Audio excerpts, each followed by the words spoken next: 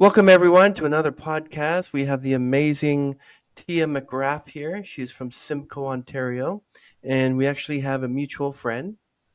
And so happy that she is on our show. Tia McGraff rose to prominence after winning the Canadian Open Country Singing Contest at 19, leading to TV appearances with Johnny Cash and June Carter, and collaborations with icons like Randy Bachman and Anne Murray's publishing company. Alongside her husband Tommy Parham, Tia has released over 10 international albums, toured globally, and earned numerous awards, all while writing relatable songs about life and love. Dubbed the modern day Johnny Cash and June Carter, the duo captivates audiences worldwide. Now, Tia is also a gifted author, known for her children's book. Show it to everyone.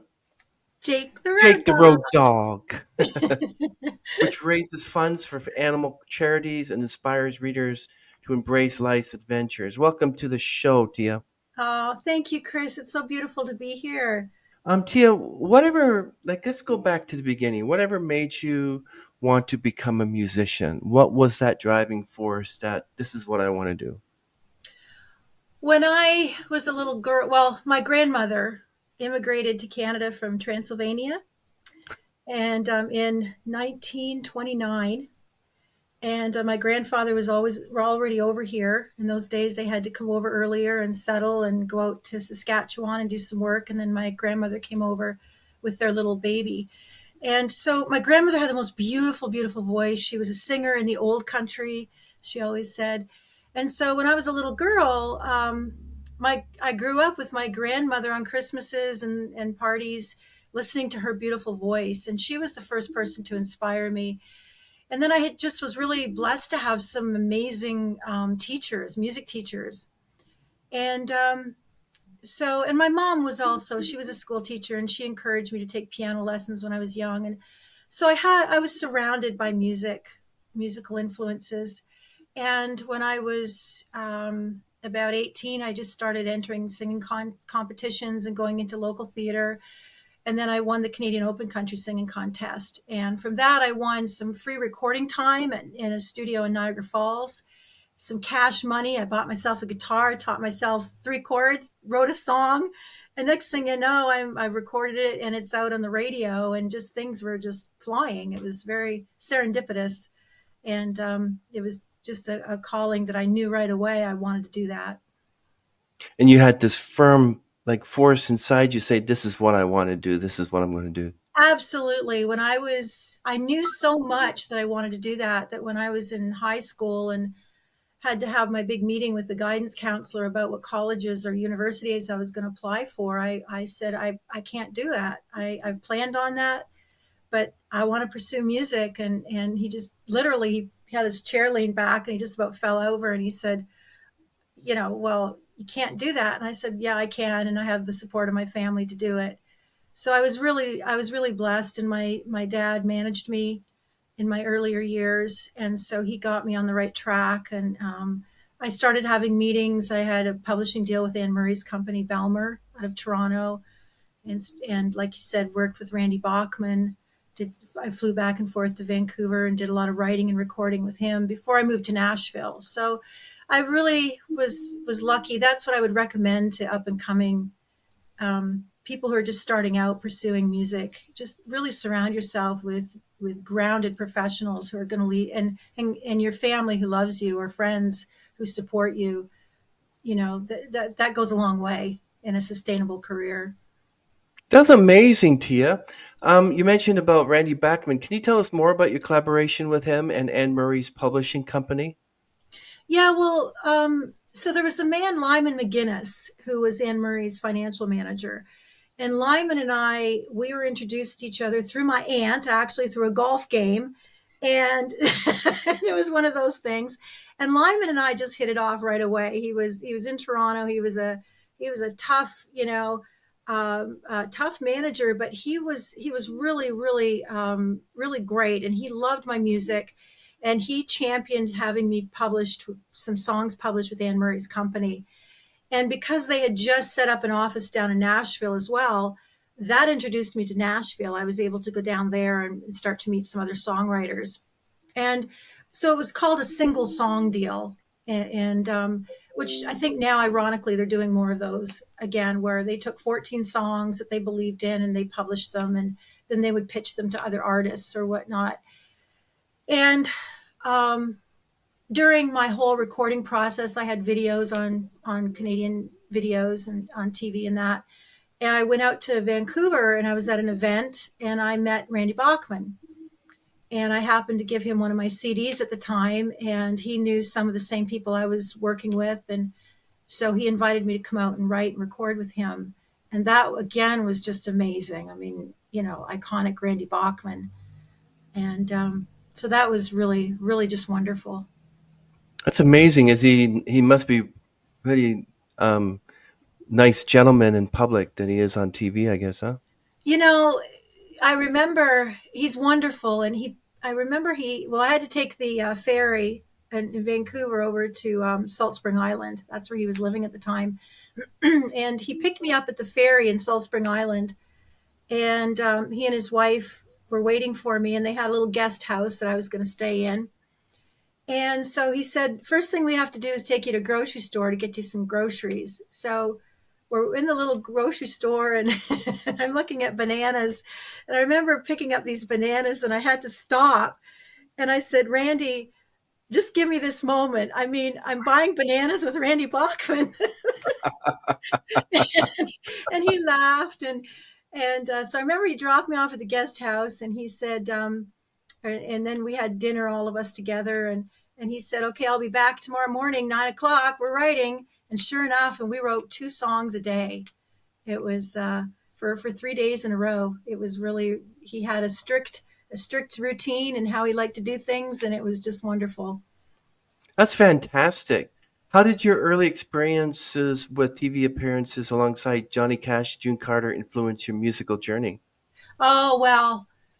So my very, very, very first big introduction into the music industry was, like I said, I had this song going on the radio after I won the competition. And then I got the call to be on a CBC TV show with Johnny Cash and June Carter.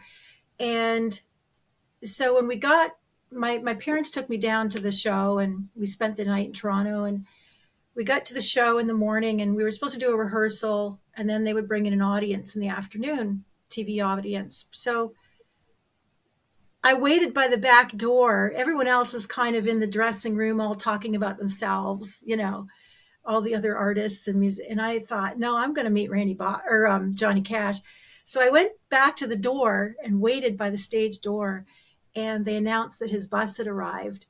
And so when he came up to the door, I was waiting there, and I said, hi, I'm Tia. And he said, hello, I'm Johnny Cash. And so then during the break, he came up to me and he said, would you like to come into the dressing room and meet June? Wow. He walked me right into June's dressing room, and she's sitting there with curlers in her hair and slippers. And they were Wow. they were just so humble and lovely. And that really, really influenced me, that the biggest star in the room was the most humble, courteous, inclusive person and lovely Wow. human being. That must have been quite an experience for you. Yeah, I never forgot that. Never. And I happened to be working, I was living in Nashville when Johnny Cash passed away. And I happened to be working at the Country Music Hall of Fame that day. And I remember a bus tour came in, and we had shrouded Johnny's plaque in the rotundum. And a bus tour came in that day, and they were all excited because they said as the bus was coming down the hill, there was a rainbow shining over the Country Music Hall of Hmm. Fame. And they were convinced that that was, a sign, Johnny was, it was just a kind of a beautiful, beautiful memorial to Johnny Cash, and I happened to be at the Hall of Fame that day. So that made me feel like, wow, it was pretty special. It was, and John. I remember Johnny Cash's song "Hurt."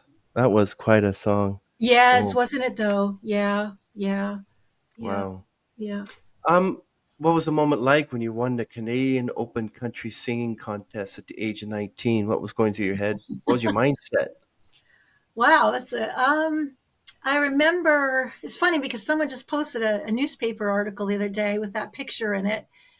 And I'm looking at the picture and I'm thinking, that's not the girl that that I remembered. It's like, wow, we, somewhere along in life, we kind of forget maybe. And I'm looking at that girl in that picture and I'm thinking um, how strong I looked back then. And yet I didn't feel that way. I felt kind of insecure and you're standing up on stage and yet I was just so driven and so impassioned by singing that I just let the singing take over.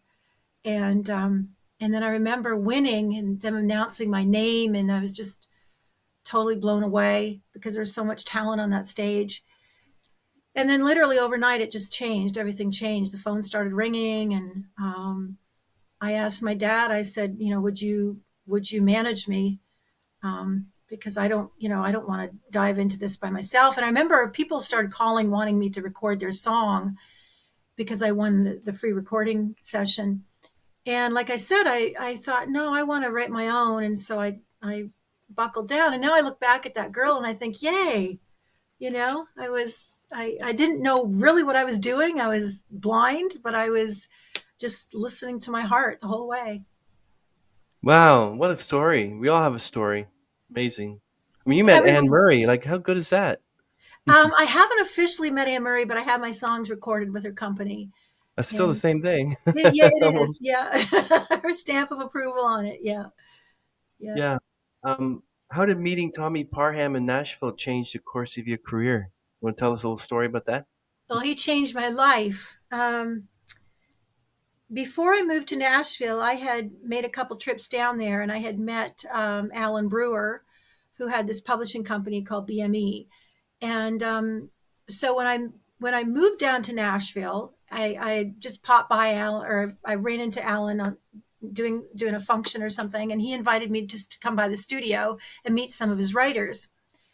So Tommy was the first one I met, and Tommy had moved there from Los Angeles a year before that with a full staff writing deal, that meaning that they were paid a full salary to write songs. And so Tommy and I started writing together. And at first we said, you know what, we became friends and, co-writers, and you don't date your co-writer in Nashville. And we had that rule between us. And then we just started to date. And it was so beautiful and lovely. And it started with friendship. And then I remember the time that we realized we wanted to start touring together and recording together, and then that really changed everything for us. We we were He was playing guitar for me, and we were starting to tour England and the States, and things just kind of clicked from there. We became this entity, and then we relocated up here. When we got married, we relocated up here. Wow, that's a quite a wonderful story there. Yeah. Um, so, can you share with us any memorable experiences from your international tours? Well, we spent a lot of time building up in the UK. Um, Before it really became that popular for independent artists to go over there, we were still living in Nashville, based in Nashville. And a friend of ours had been over and she to tour there, and she recommended that we try it. So we did, and and I just put all the tours together myself blindly. And then every time we went over, we met more people, and we had the opportunity to meet the wonderful Bob Harris, Whispering Bob, and he has an iconic show over there called Whispering Bob, and so he really championed us and started putting us on his BBC show, and from there we started meeting other artists and other songwriters, and one of them is Steve Balsamo, and I believe you're going to play the song Avalanche. And so Steve and Tommy and I wrote the song Avalanche together and over the internet. And so the whole way we've met friends, and it's all about connections and relationships. And one thing just leads to another, right? And you meet more beautiful people. So, Tommy's song "Rocks You Can't Move" was recorded by Lee Greenwood. How did that collaboration come about? I believe Tommy was the way he tells the story. He had a writing session with Rob Crosby and Will Rambo, two iconic, yes, Wow. songwriters. Yeah, and the three of them were sitting in Tommy's publishing house, and he says Rob came in with an idea from a Robert Frost poem, and he had been reading this Robert Frost poem about a farmer who hadn't been tending his fields. He had been stargazing. And so they started talking about, as songwriters do, how can we take that idea and make it into a song? And so they started discussing what are the things, the immovable objects. Oh, the farmer said it's too hard to move the rocks. I can't move the rocks in my Hmm. field. So they started talking, the songwriters started talking between themselves, what are some immovable objects in life that we could put into our song? And they decided racism and taxes were two. So they decided to talk about racism. So the character in the song is named John Moses, and he marched in Montgomery alongside Martin Luther King, and he was a farmer. And so it's a beautiful, beautiful song, talking about those movable objects in life. And the best that you can do is, move the rocks and plow between the rocks you can't move. And that Wow. kind of ties in with what we're going through these days, right? Have to plow around those rocks we can't move. That's true. So, with over 10 international album releases, Tia, how has your music evolved over the years? Hmm. Well,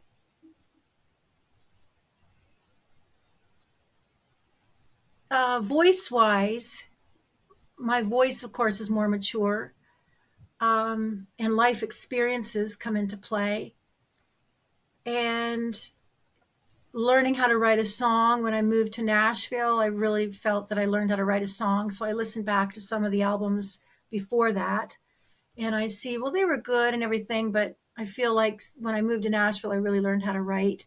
And then, of course, my songs that are with Tommy and us on the road, and having our ear to the ground with our fans. Hmm. Right in Kansas, we're in Kansas playing, and really in the heart of it, and listening in the fans in the UK and here in Canada. And now I find I'm kind of taking all of that and putting it into songs that I've always wanted to say, but maybe didn't feel brave enough to say. And there's something happens when you're an artist and you all of a sudden realize, you know what, I just want to really now say what's been in my heart all these years. And I have enough years behind my belt to say I don't give a damn, Exactly. Yeah. right? Right. And so now I'm writing songs, a little more about politics in the world, and because I believe we have to stand up and fight for it, and fight Hmm. for these things that my grandmother moved from Transylvania to Canada for, you know, was to build a better life for her family. And we had an opportunity to go over to Romania, um, back in 2018, and saw the plaque on the door that said in 1944 they had to leave that village, and the door was shut because the Russians were sending in the Romanians that were going to take over their village. And I mean, that's what our ancestors fought for and died for. And I think as an artist now we have to start writing deeper songs than just beer drinking and that. I think we need to say important things. Can you, yeah, what is your creative process when writing relatable? Okay, let's start again because if I'm going to edit it out, it's got to be a smooth transition. So, Tia, what is your creative process when writing relatable songs about life, love, and the world we live in? Like, what was your song process for Avalanche? Well, Avalanche we wrote with Steve Basalmo, from the UK, and from Wales, and that process was unique in the fact that at the time, um, Steve and I had been sharing stories back and forth about our parents. His dad and my mom were both going through dementia at the time, had been Mm, diagnosed, and his dad was further along, in the disease than my mom was. And so so one day we just said, like, this is so painful and what we're going through, let's put it into a song, right, as songwriters do. So Tommy and Steve and I, we just sat down in our studios over the internet and wrote the song. And it was heavy. It was like we didn't even know what we wanted to do with it. We just knew that we just needed to get it out and get it out of our hearts and onto paper and so we waited a while. And Steve lost his dad, unfortunately, and I lost my mom. Mm. And then in 2023, my mom passed away in August. And so it was a few months later, and I went revisited the song and said to Tommy, I really feel I would like to get this out into the universe because I know there's a lot of people that are going through this. And they and I didn't understand. Like Steve was the one who told me about the long goodbye at the time, and I didn't know what that phrase meant. And now I do. And anyone who's watching a loved one go through it, you understand completely what that phrase means now. And it really is a long goodbye. And so that was that process. And Tommy brings in his guitar. Tommy's a melody guy, and I could, I bring in more lyrics, and Steve brought in the lyric, and of course we had the lyrical passion behind it too. So the three of us just kind of brought everything to the table, and I believe Steve was the one who said it's like an avalanche, and just you know, um, and so that was the idea. We started with the idea and the inspiration behind it, brought in the melody, and the lyrics flowed from there. Wow, yeah, powerful songs. Is What If, Stubborn in My Blood, Break These Chains, is your song process for the same with them, or are they totally different? Well, each song is its own entity. Each song has its own way of emerging. Each song I believe is already. I've always had a theory that songs are in the universe already written, and they just kind of find the right, the right, the right voice or the right channel to come through. And "Break These Chains" was a cool one. We were on our way to perform a Christmas concert in Cleveland at the downtown Old Stone Church.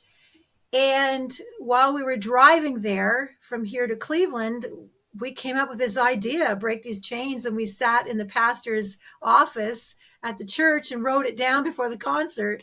And and so that one just kind of flew out. And then when we recorded it, we needed a cool ending. And so I love the prayer of St. Francis. So I just kind of took that prayer and rewrote it into fit the ending of the song. And that's one of our favorites to play on stage. It was one of my mom's favorites. So thank you for including it today. And we always get the audience to sing along at the end, the Break These Chains chant. Yeah, a lot of songs of artists write are based on experiences. Would you say many of these songs are from experiences like Avalanche? I'd like to know what the experience is behind that one. Yeah, so Avalanche was the experience of my mom with dementia. Um, Right. Yeah. what if, what if again was during the pandemic, and we were writing with a friend of ours, Dinah Bryan, and over the internet, she was in Seattle, and we're talking about, what if, what are we going to do? I think that was before the pandemic, actually. And it was, yes, it was, that's right. And so that was kind of where people are starting to stand up. It's before the pandemic, and we're kind of, here we are, how many years later, revisiting this whole movement. And so I think you have to write what you know. You can't just sit down and flub it. That comes across, especially in lyrics. I'm a lyricist, and even the melody, you have to sing a melody, it's in your heart. If you try to fake it and try to sing something that's really not you, it comes through. It really does, and people hear that. And when you connect with someone is because they know that you're living and you're speaking from your story and from your own truth, and you connect with them on that level. That's so true. I always mention this Imagine Dragons song, Wrecked. Brad Reynolds, the lead singer of the group, his sister in law Alicia, his brother's wife, passed away from cancer. So he was the way he was feeling inside from a loved one, and he was really close to her. So he wrote the song "Wrecked." So I don't know if you heard that song, but it's a powerful song. I'll have to look it up. Yeah, yeah. But Tia, how do you balance your musical career with your work as an author and podcaster? Oh, well, you've got your hat on, right? You have to take your hat off and um Yeah. right. So it is difficult, especially staying focused in this day and age when you kind of it's hard to stay focused with everything going on right now. But I think I used to be more. I'd get up at 5 and have my routine until 10 o'clock at night and be going and going and going. I don't do that anymore. I find I pick one thing that I'm going to do today and focus on that. And so, for example, yesterday I really wanted to finish chapter 15 in my book. And so, darn it all, I sat down and I just spent the whole day working on chapter 15. And when it was done, then I was ready to go, okay, now I can, work on some gigs, or promotion or whatever. And then Tommy and I like to practice after supper. I just like to pour myself a glass of wine and we sit down and run through our songs at the end of the day. And that's kind of therapy now. Whereas before we'd schedule rehearsal at 10 in the morning, yeah. I joined a wonderful group called the SCBWI and Society of Children's Book Writers and Illustrators. And one of the first webinars on there was from Fonzie, Henry Winkler. He wrote it. Really? Yes, I did not realize this, but he has dyslexia. And so he's written children's books on dyslexia. And he gave a wonderful webinar. And so I found and there's one here in Canada called Canscape. And so I find just by joining those groups, you can connect with a lot of other. They have a lot of illustrators in those as well, and so you can connect with them. And um, it's I still think there's something about hiring a human to write it, draw pictures and whatever for children's book or put the editing together, whatever it is. And I'm self-published right now, and I'm proud of that. My first book, I just wanted to self-publish it, and I sold a lot of copies off stage, and didn't have to go through the whole waiting process of or the rejection process, I guess. But this one is my second book, and I've been taking more time. I've learned a lot through these webinars and everything, and just learned a lot through the last book. And it's a continuation of Jake's journey on the road.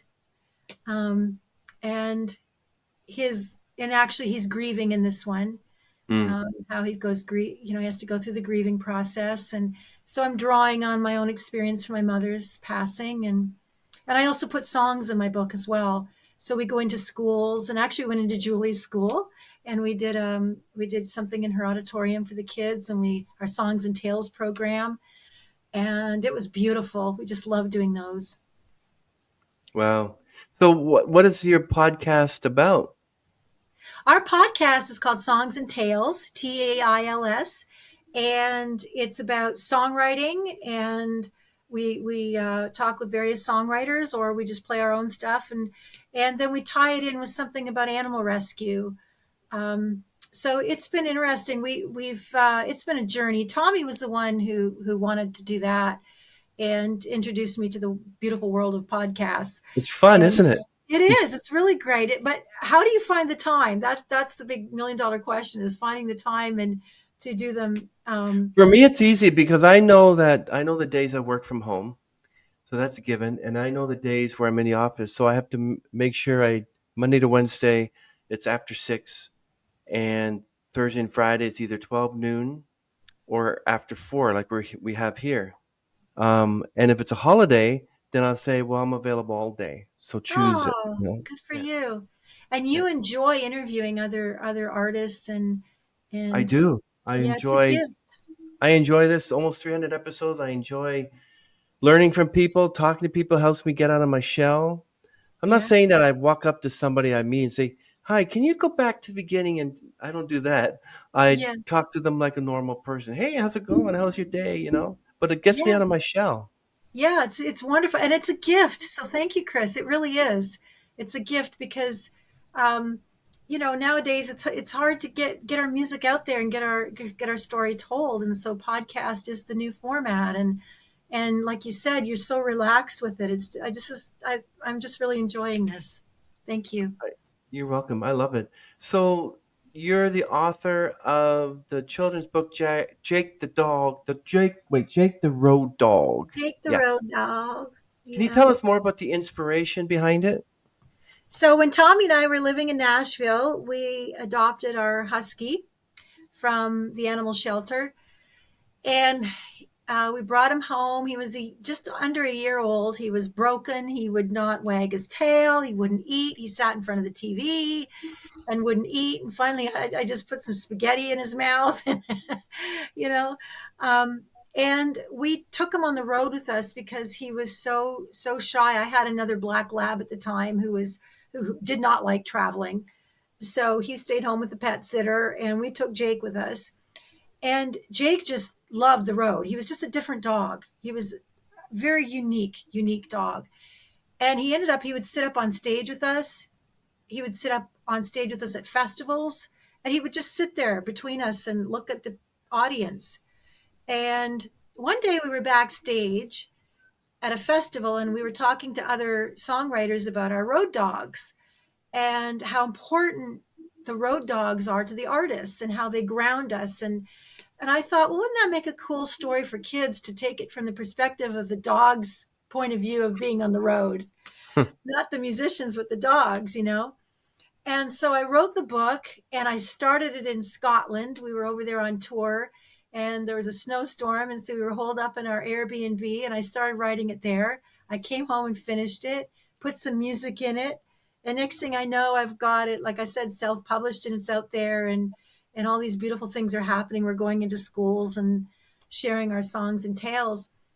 So this next book is Jake's further adventures, and it's a little more in depth, and more characters are involved, and more stories about Jake's life on the road and relationships.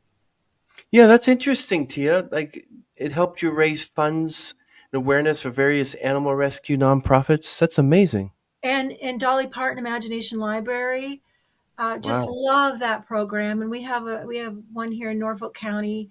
So the proceeds from this book started with that. The Niagara Falls Humane Society, our local Humane Society, and also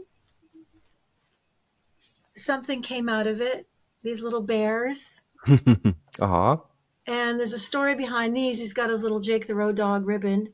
The Mr. Um, Bean bear. yeah, it's like a little bear, a Jake bear, Yeah. kind Yeah. of. So a lady makes these. She crochets these from the Mm. area, and I had bought one in the hospital gift shop and gave it to my mom when she was in with dementia Oh at wow, the yeah. end, Mm.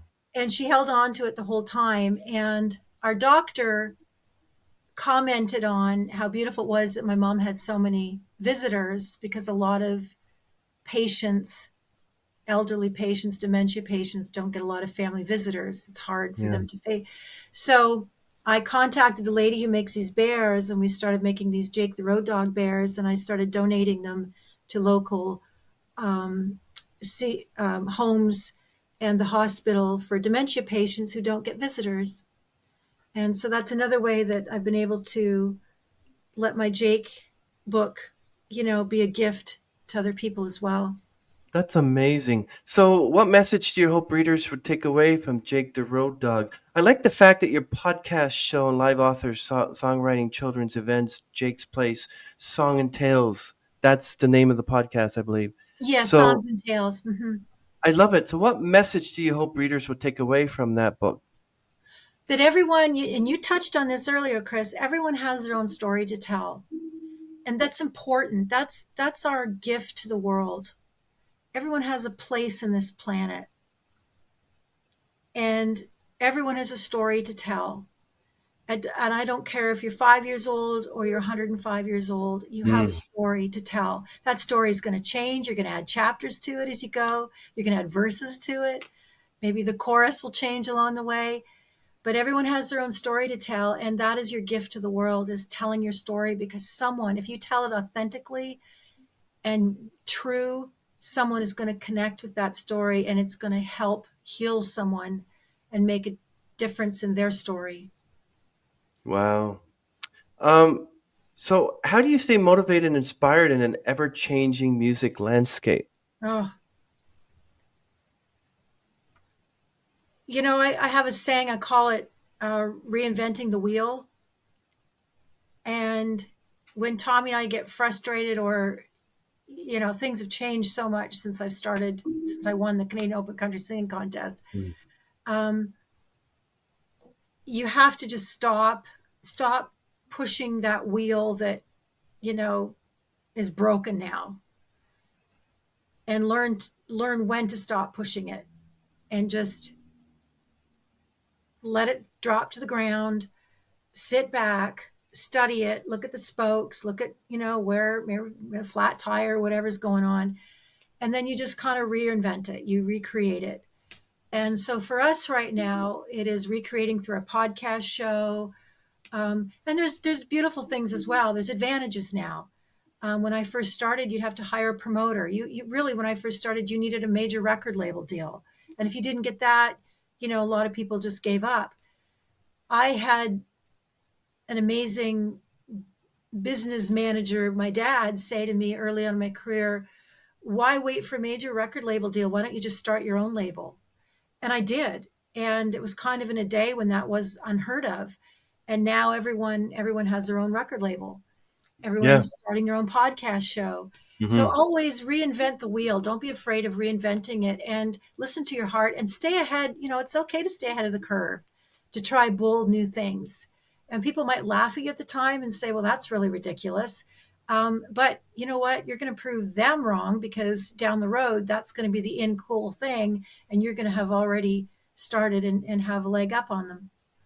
Have you been on the Mike Wagner show or the Caden Gordon show yet? Yes, actually, we've worked with Caden on this last single, and so I'm scheduled to be on his show and Mike Wagner, and have Yes. some. Yeah, I'm really excited about those coming up. That's awesome. I'm glad to hear that. I want to ask you something about Tommy. What was the most rewarding experience working with your husband? And do you think that if you never met him, your life would be where it is today? Second question first, absolutely not. I Tommy's changed everything about my life, um, everything, and for the better. And he's just the most amazing, supportive husband I could ever, partner I could ever dream of. As far as the first part, you asked how things have changed. Is that what you said? Or Yeah, I just want to see like what's the most rewarding experience working with him. we're working with Tommy. I would say the fact that we're still here. We're still here after everything we've been through. We met and married in Nashville when songwriting deals were to be had, and we both had songwriting deals, and we started touring Europe and the States when look at now, the borders, and I had a work permit in hand, for 20 years, and we just went everywhere and didn't have to work. We were flying free and easy and flying on airplanes and everything. And so the fact that we're still here and still booking gigs and still writing and recording and still interviewing with folks like yourself, and having an opportunity to get out there and be heard, to me, that's what's the most rewarding right now. It's amazing. Can you share any anecdotes from your performances at notable venues like the Bluebird Cafe and the Sanderson Center? Ah, so the Bluebird, um, when I remember when my parents first took me to Nashville, before I ever moved there or anything else. And it was my first visit. And I remember we went to the Bluebird Cafe, and it was closed at that time. It wasn't open that night. It was in the afternoon.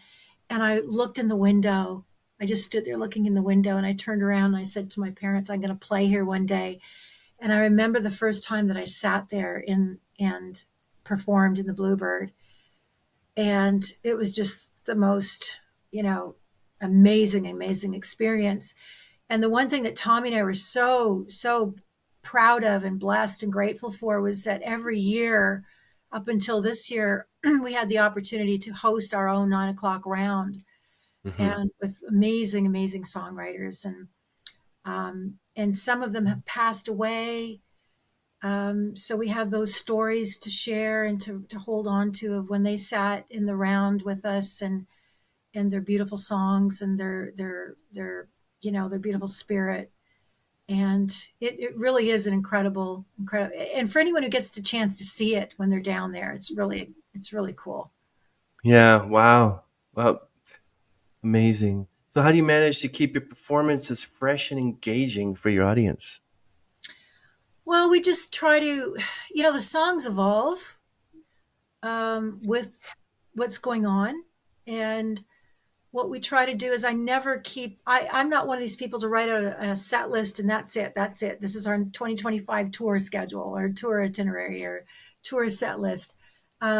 It changes, and we have something on paper and we'll go up on stage, and sure enough, 5 songs in, I say to Tommy, I really feel we need to do this song. And so he launches into it on the guitar, we sing it, and inevitably at the end of the night, someone will come up and say, I really needed to hear that song. And I always say, well, you know what, it wasn't part of the set list, but I picked up that someone needed to hear that tonight. And so I've learned to listen to my audience, learn to listen to the vibe in the room, and listen to my heart while I'm performing. And if something pops into my heart, I just go, okay, I'm not going to question it. We're going to add it in and do it. Hmm. Amazing. Why do they dub you the modern day Johnny Cash and June Carter? Where did that come from? Well, it was over in England, and I believe that it was an article that was written on us. And it might have been in No Depression magazine, and they said they have the authenticity and the song sense, and they tell the story on stage as a couple like Johnny and June. And that really stuck with us because we always had, and we were really blown away by that, like, and humbled by that. um, Tommy and I always have this thing when we're touring or whatever we're doing in the studio. What would Johnny and June do? And I always go back to that first TV show where they invited me to the dressing room and they were so humble. And that's what we try to hang our hat on is what Wow. what would they do? What would someone like Johnny and June do in this situation? Um, it could be anything from you just received a bad review, you've received rejection, or you've got this amazing opportunity and you really want to walk in and be graceful and humble at the same time as, ecstatic and, and blown away that you're there. So, what would Johnny and June do at this time? How do you feel about cover songs, Tia? Like, would you have any qualms about learning how to do a cover song, maybe a Britney Spears song, but do it the way you do it? We do that all the time. Oh, okay. We're singer songwriters, so we hang on to our set list being 90% our stuff. But we do add in songs that are like cover songs, but we redo them our way. For example, we do Somewhere Over the Rainbow and Nice. Fields of Gold the way Eva Cassidy. We've learned the Eva Cassidy version, which, just, if anyone hasn't heard that, you need to hear it. They're just stunning. And so, because we were asked to perform at MAD, Mothers Against Drunk Drivers Candle Mm, Vigil in Toronto last year, and wow. they requested Alleluia and Somewhere Over the Rainbow. So we sat down and learned Somewhere Over the Rainbow from the Eva Cassidy version, and because we just wanted to bring in something a little unique, and then what we did was we added in our own flair as well. Well, yeah. What is your when you do like you're talking about set lists when you're doing a session or like a concert or something? So, what is your opener song and what is your closer song? And are they all this the same every gig you do? It depends on the venue. We have one that's called Traveling by Guitar, we love to start with. And we wrote that with our friend Wood Newton down in Nashville. And it's about, your guitar, traveling by guitar and up and down the road. Um, Sometimes we'll end with Catfish Deacon, which is a bluesy kind of bluesy up tempo kind of, Mississippi blues type thing. Or sometimes we'll end with Break These Chains and send everyone home with something like that, or with love. And we have our audience make the hearts. And so we'll do something Yeah. like that. Yeah. Yeah. Yeah, that's amazing. Uh, so how do you stay connected with your diverse global fan base, like social media, concerts, they come up to you? Yeah. Well, we were touring a lot before the pandemic that we stayed connected that way. Um, we were touring a lot, and to the point where I remember waking up at home one night and going, how do I find the bathroom? What hotel room are we in? And that's when it, Mhm. it kind of sunk in that, we were on the road a lot. Then the pandemic happened. So during that time, we connected with our audience through, we did concerts, virtual concerts. I also really keep up with my email lists. We have a thing called TNT Tuesdays, T and Tommy Tuesdays. And now we're just trying to get back out there. We try to keep in touch through our podcasts, or just if someone sends us an email, I like to message back to them, or social media. I still prefer using Instagram and Facebook. I'm not a X. I've gotten off X, and I do not use TikTok. So you can find me on Facebook or Blue Sky now, or Instagram. I haven't touched Blue Sky yet. I hear it's pretty good. It's really cool. I'm really enjoying Blue Sky. Um, and it's a different format than Facebook. And but it's cool. Wow. So when you members of your fan base or you're on a tour and they recognize you or they're watching you play, um, what advice would you give to aspiring musicians and songwriters to come up to you and say, Tia, I want to do what you do? What's the first word of advice? Keep it real, like tell your story. Don't listen to people who are going to say, you need to sound like this. If only you sounded like that. If only you wrote songs like this. If only you wrote songs like that. Don't don't listen to them. Um, Again, surround yourself with your champions, and that doesn't mean someone who's going to say, "Oh, that's a great song," when it needs work. Mm-hmm. But someone who is not going to put you down or make you try to steer off from being yourself. People who are going to lift you up and encourage you. And there's ways to encourage artists without putting them down. I had that on my entire life, like my parents or Tommy. He'll point out flat as anything, that's not really your best vocal. We had a wonderful engineer that we love to work with, and he's iconic engineer. He's in the Hall of Fame in Wow. Nashville, Gene Eichelberger. And we'd be recording, and I mean, he's worked with Grand Funk Railroad, Linda Ronstadt, all of them, Jewel. And we'd be Wow. in the studio recording, and he'd at the end of my vocal, he'd push stop, and he'd go, "Well, how do I say that? That sucked." And I'd have to go back and do my vocal again. But he had the way he said it was in such a way that I knew Gene had my best interest. He had my back. And so inevitably I'd go back and knock it out of the park. And he was right.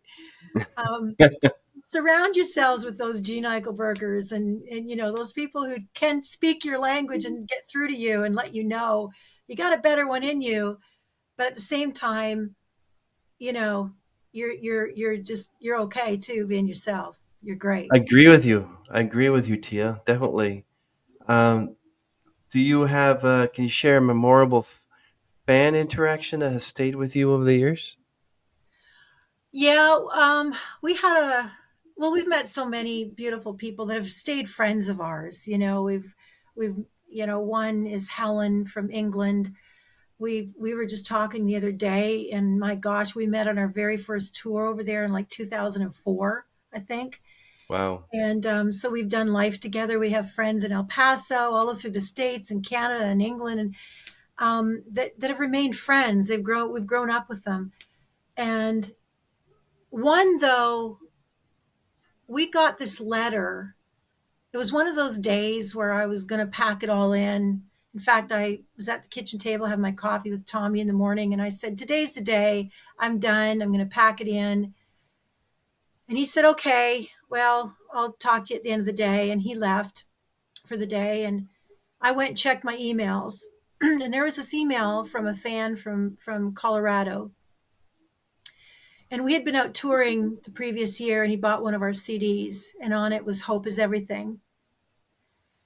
And he said that he had lost his job.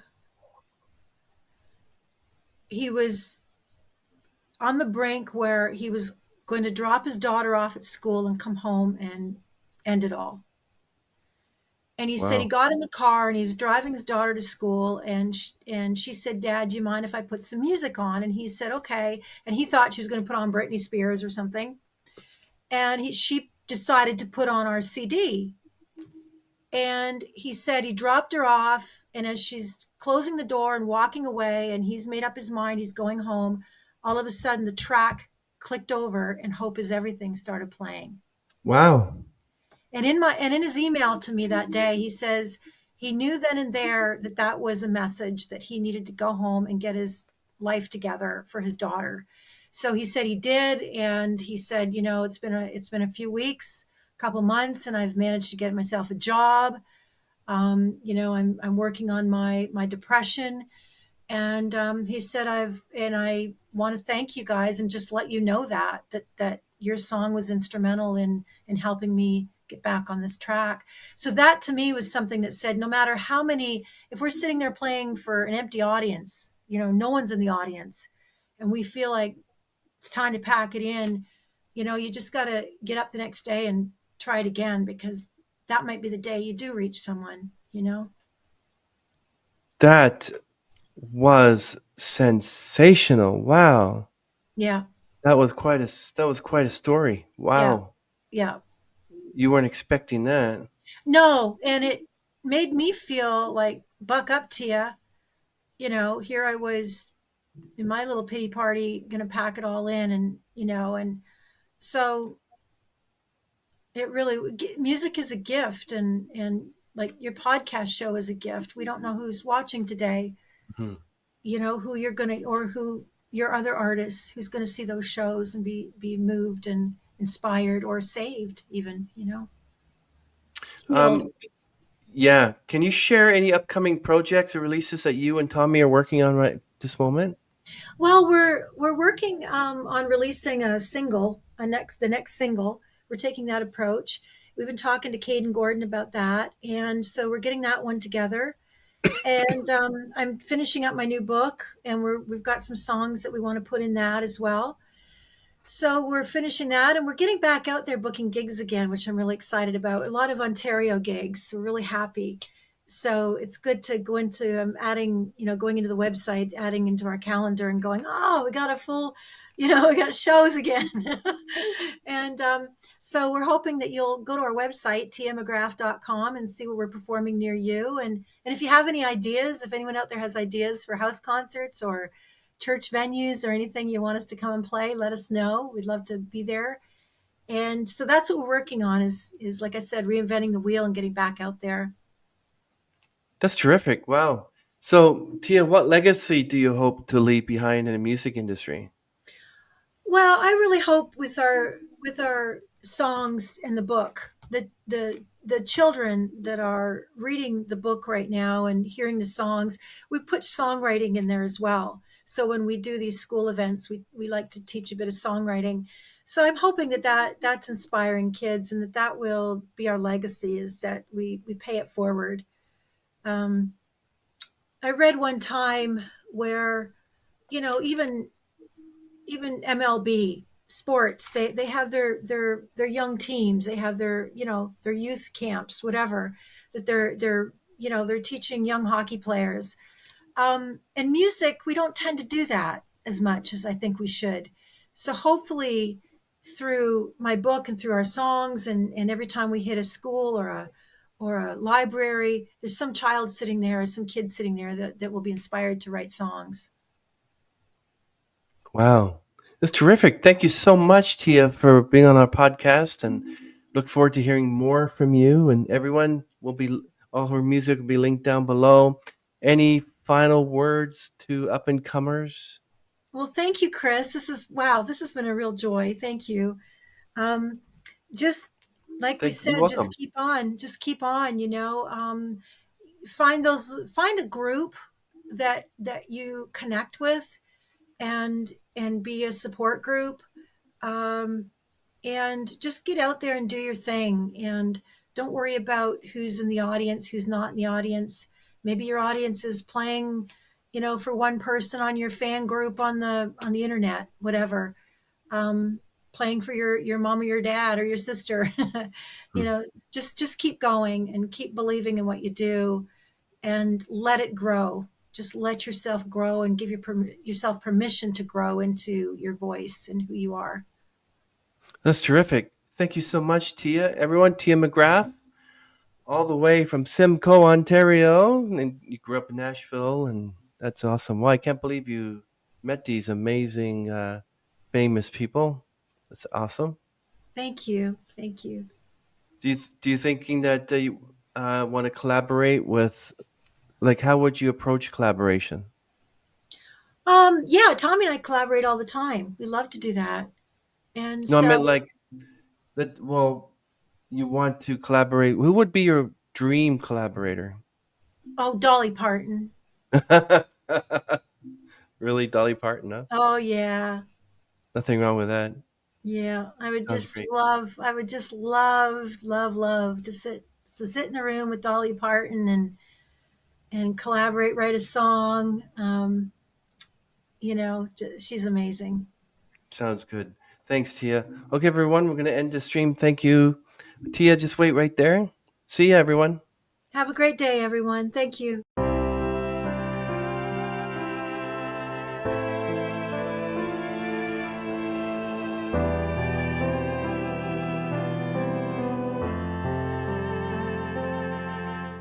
Light is dying, shadows falling. I know you're scared. Don't worry, I won't go. Life can be so uncertain. It only takes a pebble in the snow to start a landslide, shake the ground. And you can't find your way home now. Forget my face and who I am, but I'll remember everything. I'll hold your hand when the cascade of rolling memories thunders down the mountainside. There's still a chance when love is all but buried.